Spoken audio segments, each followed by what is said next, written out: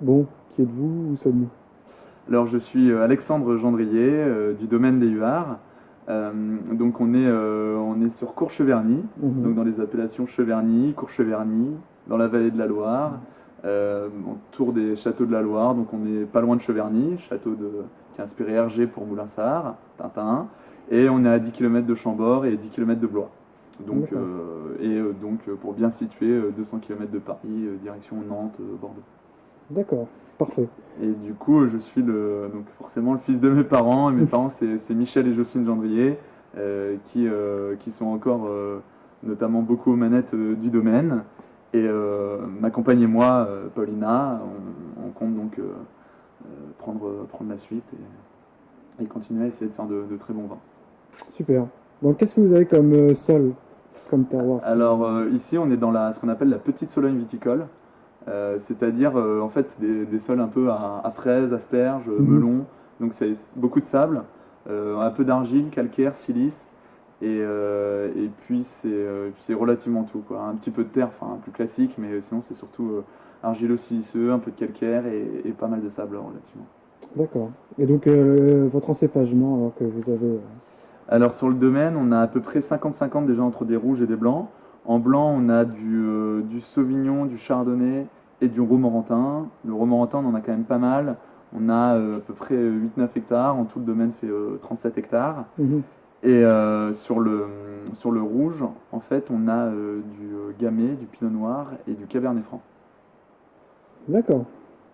Donc, bon, alors la philosophie du domaine, c'est quoi? C'est qu'est-ce que vous voulez montrer, offrir aux gens? Alors nous, notre préoccupation du quotidien, c'est déjà de faire le meilleur travail possible à la vigne, parce que notre vin se fait à la vigne, et ensuite d'arriver à faire la meilleure traduction possible de ce qu'on fait à la vigne, c'est-à-dire le terroir, le travail donc du sol, du cépage et le travail de l'homme à la vigne, et de le traduire le mieux possible dans le verre. Donc avec un minimum un minimum, j'ai envie de dire, de modifications au niveau du chai, quand bien même forcément un certain travail est nécessaire pour réaliser du vin. Mais le but c'est d'avoir dans le verre du coup cette minéralité, cette différence par rapport à chaque nature de sol différente, Mhm. chaque cépage différent. C'est très important et ce qu'on aime c'est les vins frais, les vins qui se boivent, qui se dégustent mais qui se boivent aussi autour d'un bon repas. Et donc c'est ce qui nous importe. Ouais, super. Bon, non, moi, je suis en train de sentir un vin depuis tout à l'heure. Et je me délecte juste du nez, hein, c'est tout. Donc, bon, qu'est-ce qu'on est en train de goûter là? Alors là, on est sur un vin très particulier. C'est donc déjà le cépage romorantin.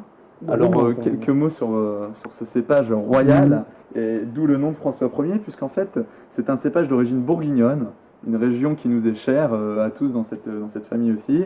Et en fait, François Ier, c'était en fait sous ses ordres. L'histoire dit que c'est en 1519 Mhm. que certains plants ont été importés de Bourgogne dans cette région, au sud du département, dans la sous-préfecture de Romorantin, Mhm. où en fait vivait la maman de François Ier, qui avait un D'accord. château là-bas.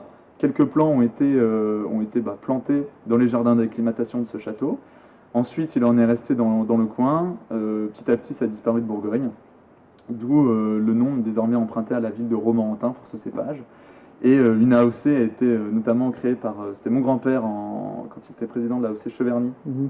en 1992-93, qui a donc participé à la conception de la AOC Courcheverny Mhm. pour la promotion et la préservation de ce fameux cépage, le Romorantin, qui est relativement exclusif puisqu'il y en a qu'une cinquantaine d'hectares en tout dans l'appellation.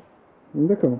Donc là, cette cuvée, elle est toute particulière parce qu'en plus, non seulement c'est du cépage romorantin, mais en plus, la cuvée François Ier, c'est une cuvée vieille vigne. Mhm. Et en fait, c'est des pieds qui ont entre 50 et 85 ans. D'accord. Donc, ouais, au nez, déjà, on sent une minéralité, un côté pétrolé ou pierre à fusil important quand même. Exactement. Et c'est une évolution du cépage qui n'est pas, pour être tout à fait franc, la première année par exemple, ou les 2 premières années, c'est pas exactement ce nez. Mhm. On va avoir un vin plus sur le fruité, Mhm. quand bien même fleur blanche, hein, légèrement mielé, mais un peu moins expressif, moins long, moins Mhm. tendu, moins racé. Là, on a un vin qui a 6 ans déjà, on est sur un 2006, On a un vin effectivement qui est relativement bien abouti, mais il faut savoir que le Romorantin, c'est un vin de garde, un vin qui peut aller jusqu'à 20-25 ans. Personnellement, je suis de 1987 et on boit encore des François 1er de 1987. Il n'en reste plus beaucoup, donc désolé pour les amateurs, mais c'est excellent.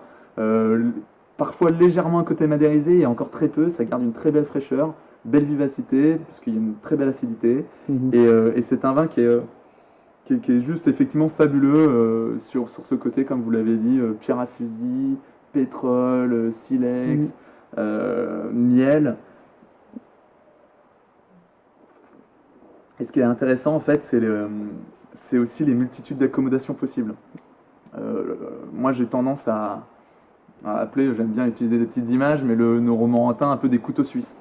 C'est-à-dire que c'est un peu le vin, on peut faire tout un repas avec. On peut autant partir sur, bien sûr, commencer sur des entrées, des asperges, fromage de chèvre en petite salade, éventuellement un coulis de miel, enfin, toutes ces petites entrées, des boudins noirs, etc. Ça passe très bien. Ensuite, bien entendu, tout ce qui est crustacé, tout ce qui est poisson, les huîtres, etc. Mais aussi les viandes blanches en sauce, les lapins moutarde, enfin, tout type de viande blanche, d'Inde, etc. Et bien entendu, donc, les poissons, des fromages à pâte molle. Et donc après, bon, pour les puristes comme moi qui est parfois de plus en plus de mal avec des vins sucrés sur les desserts, j'aime bien revenir parfois sur un sec, un côté plus brut, mais il n'empêche pas le vin sucré. D'ailleurs, en Courcheverny, enfin en Romorantin, nous avons quelques années, nous arrivons à faire un demi-sec, la cuvée JM Tendresse, des initiales en fait de mes parents, Jocelyne et Michel. Donc c'est effectivement plus tendre, mais ce qui est intéressant aussi avec ce type de vin, c'est grâce à ce cépage, on a un bel équilibre entre la vivacité d'une part et le sucre d'autre part, qui permet de retendre les papilles et de laisser le palais disponible à la suite des événements. Bon, super. Donc effectivement, un vin en fait qu'on porte beaucoup et qu'on va continuer de porter très haut, parce que c'est une typicité qu'il faudrait pour rien au monde oublier et ne pas exploiter. C'est clair, c'est clair. Bon, merci, alors un puissant santé. Santé.